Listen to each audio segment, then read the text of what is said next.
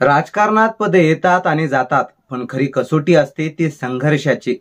सध्या महाराष्ट्राच्या राजकीय पदावर मोठी घडामोड घडली आहे। काँग्रेसच्या नव्या प्रदेश अध्यक्षांची निवड। नाना पटोले यांच्या राजीनाम्यानंतर हा मान कोणाला मिळणार यावर बरेच तर्कवितर्क लढवले जात होते। पश्चिम महाराष्ट्रातील सतेज पाटील आणि विश्वजित कदम यांची नावे चर्चेत होती, तर विदर्भातून विजय वडेट्टीवार इच्छुक होते। मात्र काँग्रेसने राहुल गांधींचे निकटवर्तीय आणि पक्षाशी प्रामाणिक असलेले हर्षवर्धन सपकाळ यांच्यावर विश्वास दाखवला। काँग्रेसच्या प्रदेशाध्यक्ष पदावर वर्णी लागलेले हर्षवर्धन सपकाळ नेमके कोण आहेत? हर्षवर्धन सपकाळ आणि अनेक मोठ्या नावांच्या चर्चा असताना सपकाळांनाच का प्रदेशाध्यक्ष पदाची जबाबदारी देण्यात आली? आणि आता महाराष्ट्र काँग्रेसचं भवितव्य हर्षवर्धन सपकाळ यांच्या नेतृत्वाखाली कसं असेल हेच या व्हिडिओत आपण जाणून घेणार आहोत। त्याआधी आपल्या चॅनलला सबस्क्राइब करायला विसरू नका। नमस्कार मंडळी, मी आकाश पाटील आणि आपण पाहत आहात आधुनिक केसरी। मंडळी, भारत स्वतंत्र झाल्यानंतर एकेकाळी अशी परिस्थिती होती की काँग्रेस पक्षानं दगड जरी उभा केला तर तोही निवडून आला असता।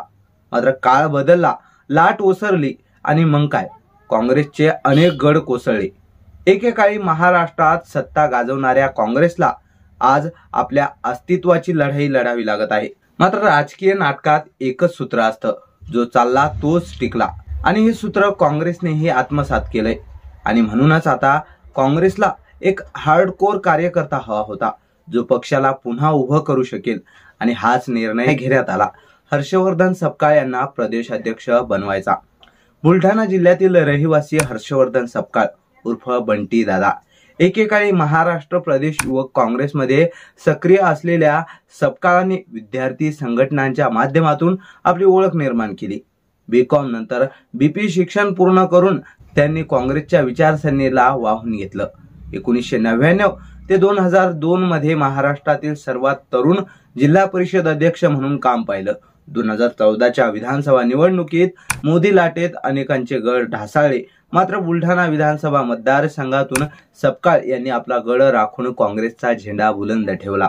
गांधी परिवाराच्या संपर्कात आल्यावर त्यांना काँग्रेसचे राष्ट्रीय सचिव आणि राजीव गांधी पंचायत राज्य संघटनेचे प्रमुख पद मिळालं। संविधान जनजागृती यात्रा असो किंवा आदिवासी हक्कांबाबतची लढाई, सपकाळ यांचं कार्य जनतेपर्यंत पोहोचलेलं आहे। आणि अशा पार्श्वभूमीमुळेच काँग्रेसला वाटलं की हर्षवर्धन सपकाळ हा योग्य चेहरा ठरेल। पण काँग्रेसने सपकाळ यांच्यावर का विश्वास दाखवला? तर मंडळी, काँग्रेस पक्षातील अनेक नेत्यांनी पक्ष सोडला, गद्दारी केली, पण सपकाळ यांच्यावर कधीही आमिषांचा परिणाम झाला नाही।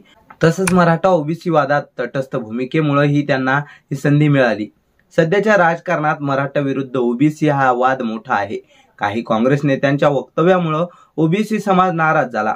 सपकाळ मात्र या वादात निष्पक्ष राहिले, त्यामुळे त्यांचा स्वीकार अधिक व्यापक झाला। काँग्रेसला एक असा प्रदेशाध्यक्ष हवा होता जो जमिनीवर उतरेल, संघटन मजबूत करेल आणि पदासाठी नाही तर पक्षासाठी काम करेल। आणि सपकाळ यांची हीच प्रतिमा काँग्रेसच्या वरिष्ठ नेत्यांना भावली। हर्षवर्धन सपकाळ हे राहुल गांधी यांच्या वर्तुळातील एक प्रभावी नेता मानले जातात। स्वयंसेवी संस्थांच्या माध्यमातून त्यांनी राजकीय प्रवास केला आणि बॅकरूम बॉय म्हणून ते आता ओळखले जातात। आता प्रश्न हा आहे की सपकाळ यांच्या नेतृत्वाखाली काँग्रेसला नवं बळ मिळेल का? महाविकास आघाडीसोबत काँग्रेसचं नातं आणखी बळकट होईल का? आणि सर्वात महत्त्वाचं म्हणजे आगामी स्थानिक स्वराज्य संस्थांच्या निवडणुकांमध्ये काँग्रेसला किती जागा मिळतील? काँग्रेसनं प्रदेशाध्यक्ष पदाची माळ सपकाळांच्या गळ्यात टाकण्याचा हा निर्णय घेतला आहे, पण हा निर्णय किती प्रभावी ठरेल हे येणारा काळच ठरवेल।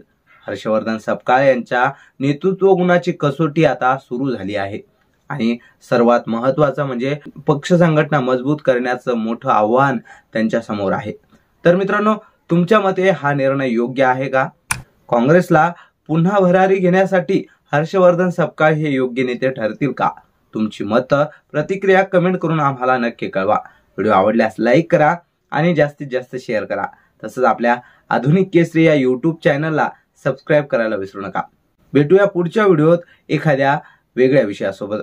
तोपर्यंत नमस्कार आणि खूप खूप धन्यवाद।